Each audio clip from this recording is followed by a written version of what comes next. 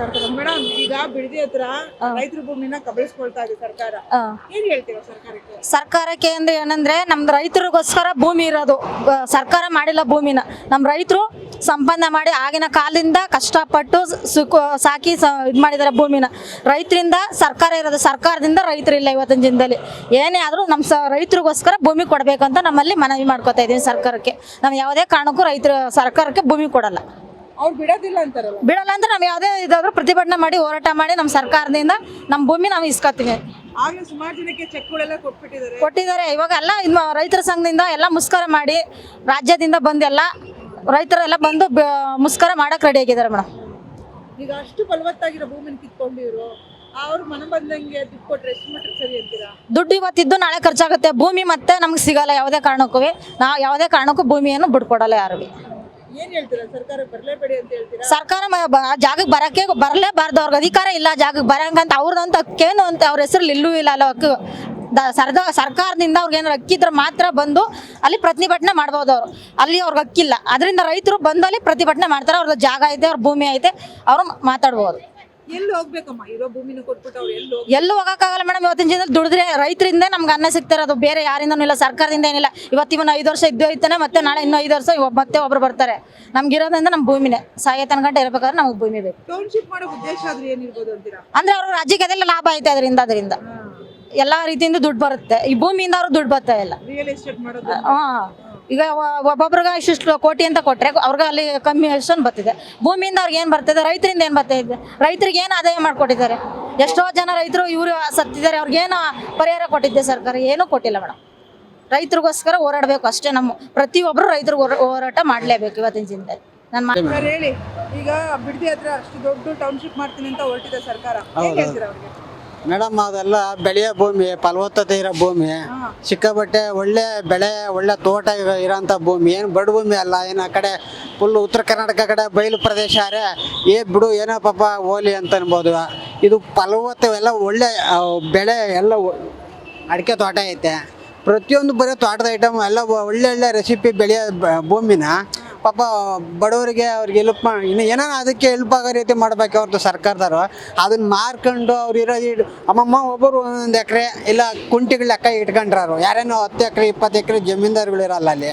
ಎಲ್ಲ ಬಡವರು ಬಗ್ರು ಬದುಕ್ತಾರೆ, ಬಾಳ್ತಾವ್ರೆ. ಅವತ್ತಿಂದ ಅವ್ರ ತಾತಗಳು ಸಂಪಾದನೆ ಮಾಡೋದು ಏನೋ ಉಳಿಸ್ಕೊಂಡು ಹೋಗಿದ್ದಾರೆ.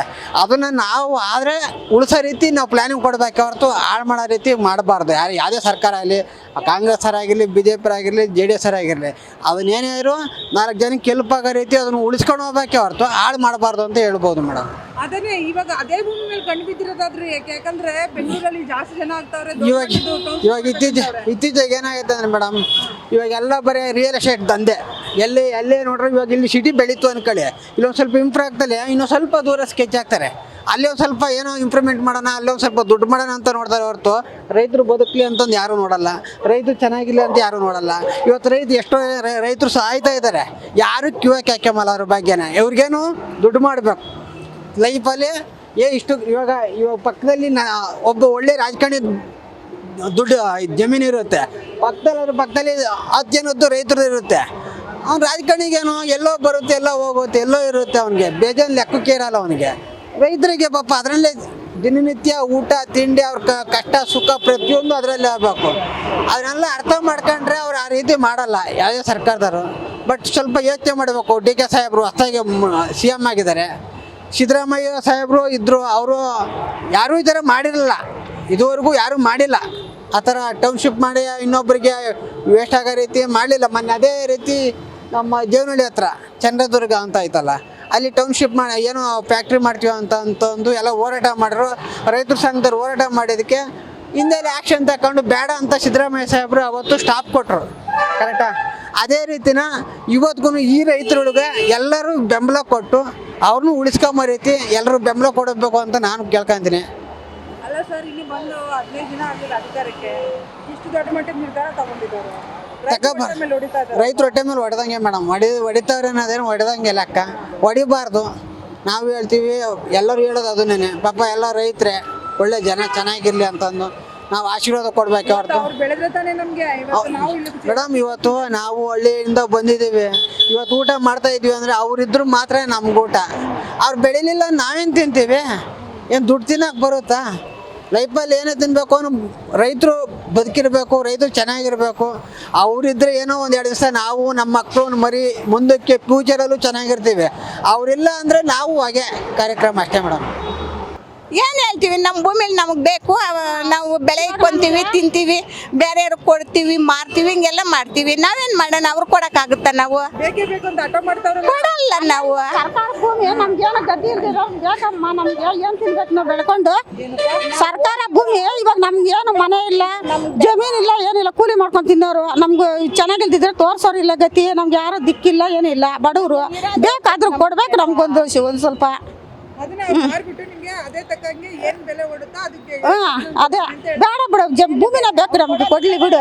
ನಮ್ಗೆ ಏನೂ ಇಲ್ಲಮ್ಮ, ರೇಷನ್ ಕಾರ್ಡ್ ಒಂದು ಐತೆ ಅಷ್ಟೇ. ನಮ್ಗೆ ಮನೆದೆಕ್ಲು ಇಲ್ಲ, ಗುಡಿಸಲು ಮನೆಗೆ ಇದ್ದೀವಿ ನಾವು. ವ್ಯವಸ್ಥೆ ಮಾಡ್ಬೇಕು, ಸರ್ಕಾರ ಏನು ಮಾಡ್ತಾ ಐತೆ? ನಮ್ಗೆ ಏನು ಮಾಡಿಲ್ಲಮ್ಮ. ಹೌದಾ? ನಿಜ ಅಲ್ವಾ? ಅದಕ್ಕೇನೆ ಪಾಪ ರೈತರು ಹೊಟ್ಟೆ ಮೇಲೆ ಹೊಡೆದಂಗ ಆಗಲ್ಲ. ಹೊಡೆದಂಗೆ ಆಗುತ್ತೆ. ನಾವು ಕೊಡೋದಿಲ್ಲ. ನಾವು ಕೊಡೋದಿಲ್ಲ, ಅದಕ್ಕೆ ಕೊಡಲ್ಲ ಅಂದ್ರೆ ಬಿಡಲ್ಲ ಅಂತ ಹೇಳ್ತಾವ್ರೆ. ನಮಗೆ ಅದ್ರ ತಕ್ಕದಂಗೆ ನಮಗೂ ಏನೇನು ಮಾಡ್ಕೊಡ್ಲಿ ಹೇಳು, ಬಿಟ್ಕೊಡೋಣ ಅಲ್ವಾ? ಅದಕ್ಕೆ ತಗಟ್ಟು ಇವಾಗ ಕೊಡಲ್ಲ ಅಂತ ನಾವು ಅಂತೀವಿ, ಕೊಡಲೇಬೇಕು ಅಂತ ಅವ್ರು ಅಂತಾರೆ. ಅದ್ರ ತಗಟ್ಟಂಗೆ ನಮಗೆ ಕೊಡ್ಲಿ ಹೇಳು, ನಾವು ಕೊಡೋಣ. ಇಲ್ಲಾಂದ್ರೆ ನಾವು ಎಲ್ಲಿರ್ಬೇಕು? ಅರ್ಥ ಆಗುತ್ತಲ್ವಾ ಅವ್ರಿಗೆ? ಮಾಡ್ಬಿಡೋದು. ಈ ಬೆಳೆಗಳು ಚೆನ್ನಾಗಿ ಬೆಳೀತಾ ಇದೆ, ಫಲವತ್ತಾಗಿದೆ ಭೂಮಿ. ಈಗ ಅದನ್ನು ಕಿತ್ತಿ ನೀನು ಟಾರ್ ಭೂಮಿ ಮಾಡ್ತೀನಿ ಅನ್ನೋದು ಎಷ್ಟು ಮಟ್ಟಿಗೆ ಸರಿ? ಎಷ್ಟು ಮಾಡ್ಬಾರ್ದಂಗೆಲ್ಲ ಅಲ್ವಾ? ನಮ್ಗೆ ಬೇಕು, ನಮಗ್ ಬೇಕು. ಬೇರೆಯವ್ರು ಕೊಡೋದು ಬೇಡ, ನಾವು ತಕೊಳೋದು ಬೇಡ. ನಮ್ಮ ಭೂಮಿ ನಮಗ್ ಬೇಕು, ಬೇರೆಯವ್ರಿಗೆ ಯಾಕೆ ಕೊಡ್ಬೇಕು? ಏನು ಖುಷಿ, ರೈತರ ಜಮೀನೆಲ್ಲ ಕಿತ್ಕೊಂಡು ಅದೆಲ್ಲ ಮಾಡೋದೇನೋ ಒಂದು ಖುಷಿ ಅಂತಲ್ಲ.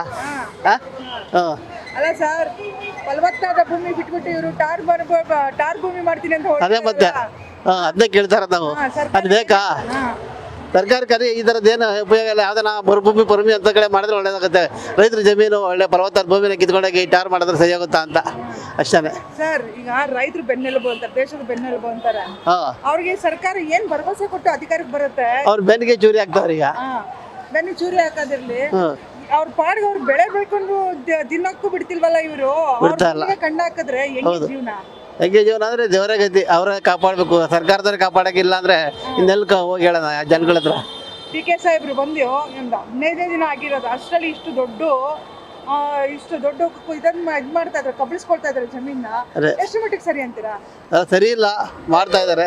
ರೈತರು ಕೆಲವ್ರು ಕೊಡ್ತೀವಿ ಅಂತವ್ರೆ, ಕೆಲವ್ರು ಕೊಡಲ್ಲ ಅಂತಾರೆ. ಅದೇನು ನೋಡ್ಬೇಕು ಏನೇನಾಗುತ್ತೋ ಅಂತ ಸರ್. ಯಾಕಂದ್ರೆ ಅಂದ್ರೆ ಏನು ಅಷ್ಟಿಷ್ಟ ಭೂಮಿ ಅಲ್ಲ, ಅದು 9,000 ಅದೆಷ್ಟು ಎಕರೆ ಭೂಮಿ. ಹೌದು ಹೌದು. ಏನ್ ಹೇಳ್ತೀರಾ ಸರ್ ಸರ್ಕಾರಕ್ಕೆ? ಸರ್ಕಾರಕ್ಕಿದ್ದವಲ್ಲ ಏನು ಉಪಯೋಗ ಇಲ್ಲ. ಸುಮ್ಮನೆ ಜನಗಳದ್ದು ಬೆಳೆ ಎಲ್ಲ ಈ ಕಿತ್ಕೊಂಡು ಹಿಂಗೆ ಇದು ಮಾಡ್ತಾ ಇದ್ರೆ ಬೆಳೆ ಬೆಳೆದಲ್ಲಿ ಆಹಾರ ಸಿಗೋದಿಲ್ಲ ಜನಗಳಿಗೆ. ಅದಕ್ಕೆ ಮಾತ್ರ ಅವ್ರಿಗೆ ಏನಾದರೂ ಮಾಡಿಕೊಟ್ರೆ ವ್ಯವಸಾಯ ಮಾಡೋದಕ್ಕೆ ಬೆಳೀತಾರೆ, ಜನಗಳಿಗೆ ಸಿಗುತ್ತೆ. ರೈತರಿದ್ರೆ ಅಲ್ವಾ ಸರ್? ರೈತರಿದ್ರೇ ನಾವು